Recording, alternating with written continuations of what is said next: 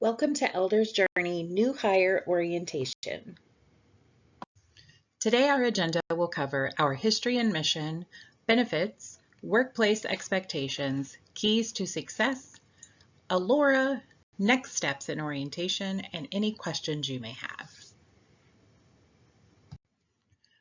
Founded in September of 2010, Elders Journey Home Care started as a geriatric case management company.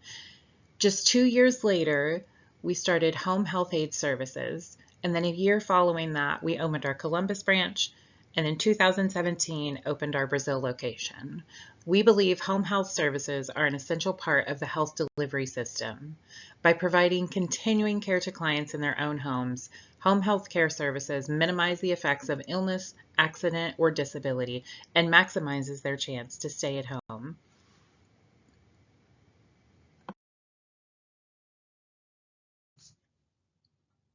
Your benefits as an Elders Journey Home Care employee include dental, vision supplemental benefits, and 401k. Those are open to part-time and full-time employees. You must maintain full-time status 30 plus hours per week for medical coverage and vacation benefits. Hourly employees are eligible first day of the month after 60 days of initial employment. Salary employees are eligible first day of employment. You will receive a notification in ADP if you are eligible for benefits and the process to enroll. All supplemental policies will also require enrollment through a Colonial Life representative. Full-time status measured biannually to maintain medical benefits and annually for vacation eligibility, called off shifts will lower your average hours.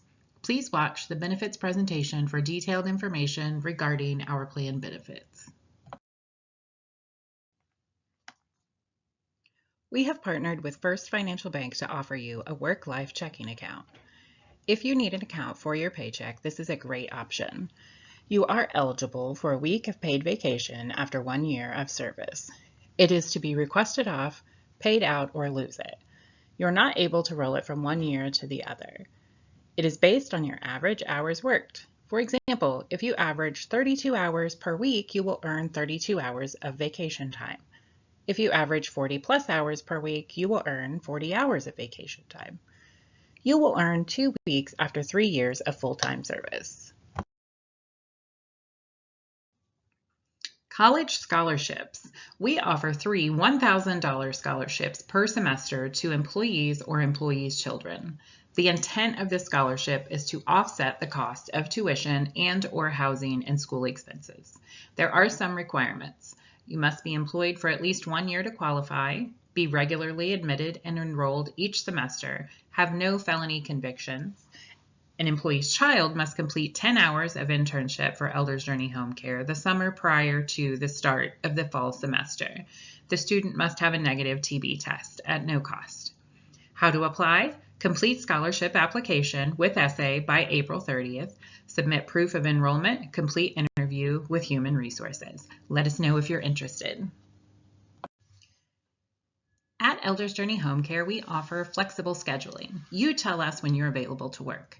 We have availability forms, and those are used to match clients' needs with caregiver availability. If your availability changes, please update your form. Flexibility comes with responsibility. You must be available when you say you will be. We do expect you to stay up to date on your annual TB, dementia training, continuing education, and biannual HHA, CNA certification, and CPR. Failure to stay in compliance will result in removal from the schedule and/or termination of employment. Shift compliance. Work shift as assigned. Changes must be approved by scheduling. Clocking in and out for each shift could be multiple shifts per client per day. Allow location settings on device when clocking in and out, and you must follow the plan of care and document tasks you complete while on shift. A client signature must be obtained for each shift worked. Dress code. You must dress professionally and appropriately. Scrubs of any color are most appropriate for direct care staff. Dark slacks, khakis, or appropriate length skirt with an agency logo shirt, and only closed-toed shoes are appropriate. What is not appropriate is blue jeans, spandex or leggings, shorts, skirts or miniskirts, sandals, flip-flops, high heels. All caregivers are expected to wear their name tag during all scheduled work times. Personal electronics. Elders Journey policy only allows for work-related communications or emergency personal communication during work time and should not conflict with work performance. An example of emergency communication is your child's school or caregiver being able to reach you if your child is sick. Updating your social media, scrolling through Facebook, or having a conversation with a friend is not acceptable. Why? Because you are there to provide care to the client.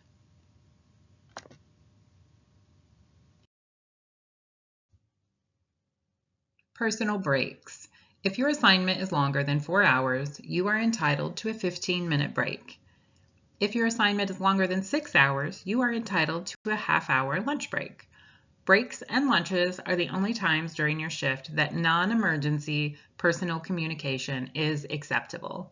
Due to the excellent level of care that you provide to the client's needs will always be met prior to going on break.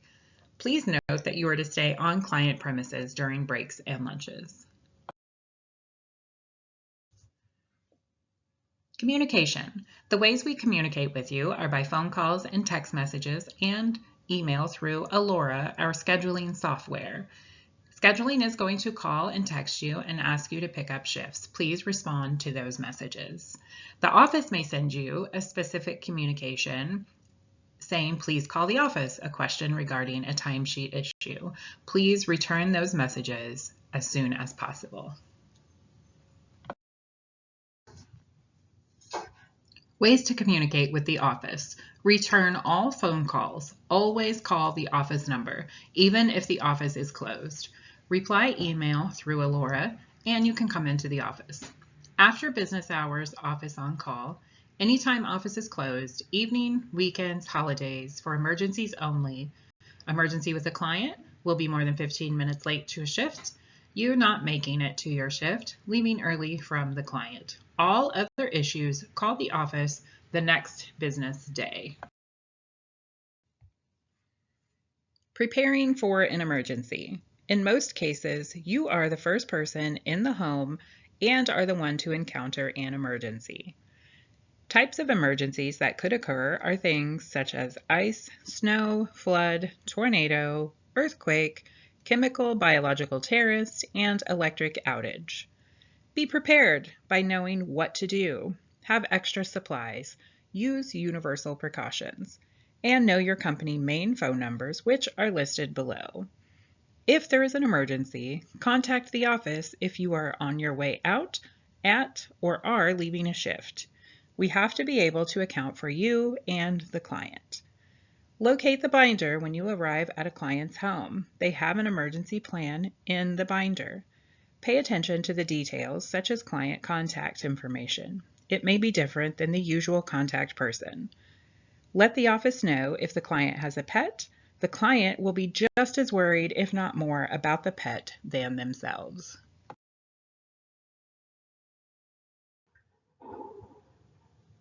Continuing education. State regulations require 12 hours of continuing education annually to maintain certification. Elders Journey provides continuing education training through quarterly in-service meetings, annual skills checks, online learning, annual dementia training, and other education materials trainings as assigned. Failure to complete assigned continuing education will result in suspension from schedule or termination of employment.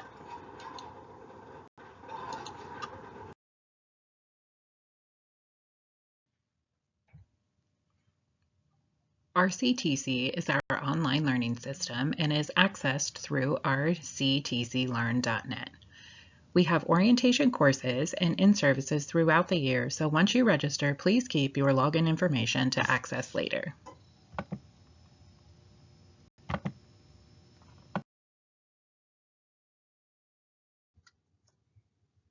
Enter the token you received during orientation to create your account. Again, make sure to keep your information so you can log in at a later time.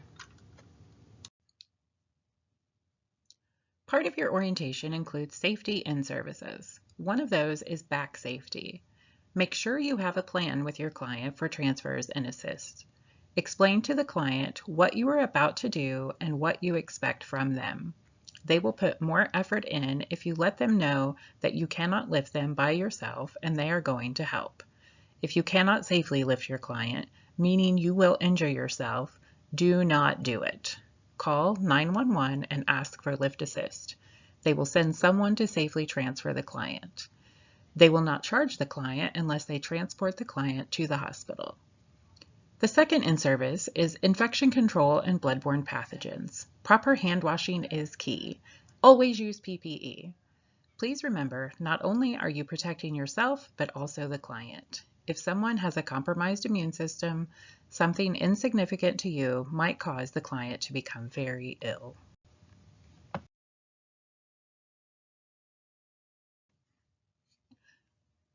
Reportable client incidents. Please report all falls or accidents immediately, even if there is no injury.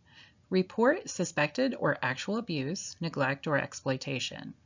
Safety issues could be something as simple as a handrail needed in the shower for client safety, or it could be there are strange people in the client's home.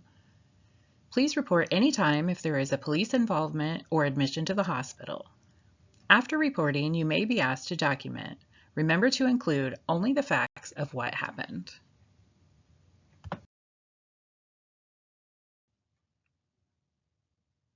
Caregiver injuries. Please report all injuries immediately, even if no medical treatment is required. You will be asked to document the specific event in a timely manner. If you choose to file a workers' comp claim, you will need to have prior approval for all doctor visits. Failure to receive approval will result in denial of payment to that provider, meaning you will be responsible for the bill. Please keep follow-up appointments and follow your treatment plan.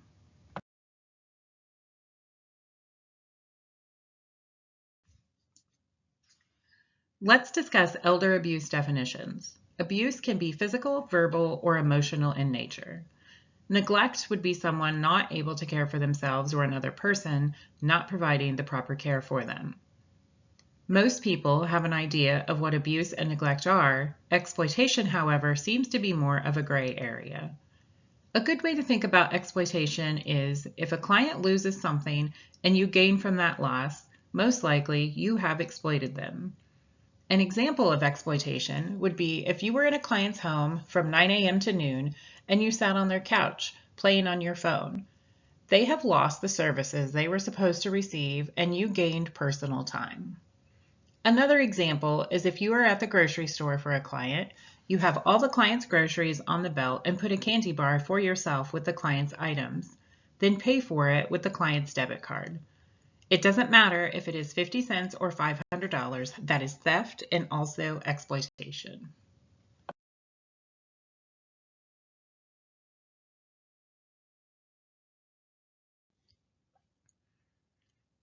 Keys to your success.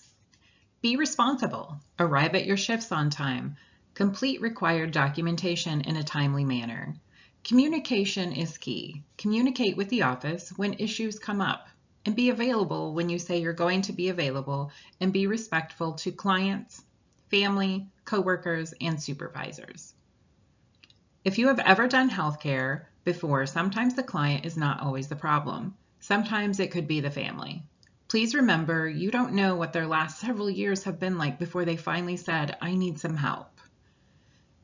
While you're at your shift, do your job to take care of your client and don't get caught up in what you think some family member should or should not be doing. But we don't want the family taking advantage of you. We are there to take care of the client, no one else. We are not there to babysit, do dishes, or laundry for everyone.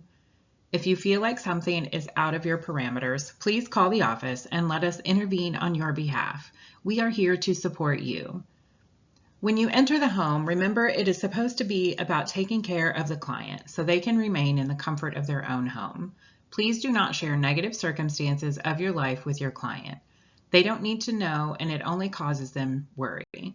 Stay focused on taking care of the client. Allura is our scheduling platform, accessible from any web browser on your smartphone, computer, or tablet with internet connection. It is available as an Apple or Android app. We use Allura because it has accurate GPS mapping. You must allow location services on your phone while using the app, and you must be at a client home to clock in or out. For timely and accurate payroll, please know what type of shift you are on under Client Details. PA must have HHA or CNA, no errand running. Attendant care can run errands.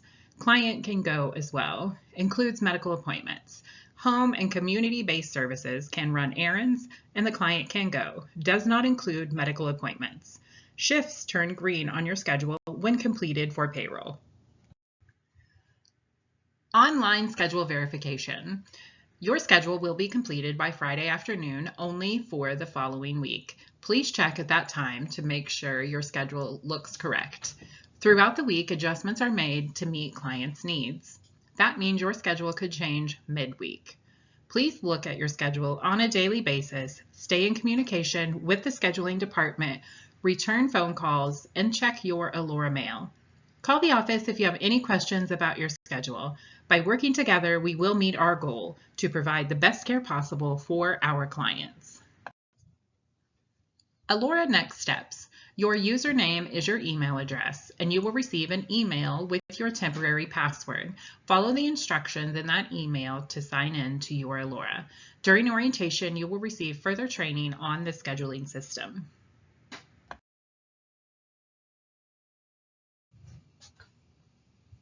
Orientation Next Steps. Elder abuse video and quiz, back safety and bloodborne pathogens training, dementia training, Allura, hands-on training, that's our scheduling software, and if you are a home health aide or CNA, you will complete an HHA test, in-lab skills check, and in-home skills check, and you must submit proof of CPR within 90 days. You have completed day 1 of orientation. We are excited that you have chosen to join our team. We are all here to support you and help you succeed. Please let us know if you have any questions. Welcome aboard.